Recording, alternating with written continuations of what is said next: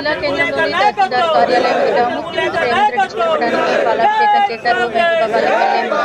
Mahabubabad municipality పరిధిలోని విలీన గ్రామాల సమగ్ర అభివృద్ధికి 50 కోట్లు, పట్టణ ప్రజలకు మంచినీటి సరఫరా కొరకు 20 కోట్ల నిధులను మంజూరు చేయడంతో సీఎం రేవంత్ రెడ్డికి ధన్యవాదాలు తెలుపుతూ పార్టీ కార్యకర్తలతో కలిసి పానాసంచ కాల్చి సంబరాలు జరుపుకున్నారు. ఈ కార్యక్రమంలో పార్టీ శ్రేణులు భారీ సంఖ్యలో పాల్గొన్నారు. మహబూబాబాద్ మున్సిపాలిటీలో గౌరవ ముఖ్యమంత్రి వర్యులు రేవంత్ రెడ్డి గారి ఆశీస్సులతోటి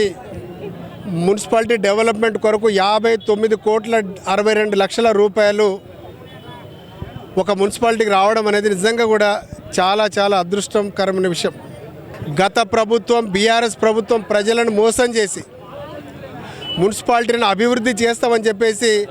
ప్రతి నియోజకవర్గాల్లో ఉన్నటువంటి మున్సిపాలిటీలకు 50 కోట్ల రూపాయల నిధులు విడుదల చేస్తాం అని చెప్పి ఇక్కడ ఉన్నటువంటి ఆ పైలను కూడా నిర్మించడం జరిగింది. ఆ పైలను సాక్షిగా ఇక్కడికి వచ్చేసి బీఆర్ఎస్ ప్రభుత్వం ఎటువంటి అభివృద్ధి చేయలేదు.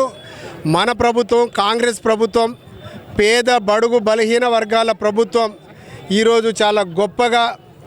ఇంచుమించు 60 కోట్ల రూపాయలు నిధులు విడుదల చేసి ప్రతి వార్డు ప్రతి కౌన్సిలర్ రాబోయే ముందు అందరికీ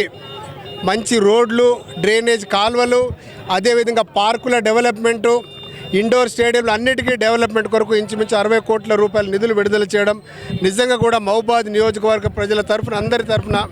గౌరవ ముఖ్యమంత్రి సలహాదారులు వేం నరేందర్ రెడ్డి గారికి అదేవిధంగా ముఖ్యమంత్రి వర్యులకు రేవంత్ రెడ్డి గారికి ప్రత్యేక ధన్యవాదాలు.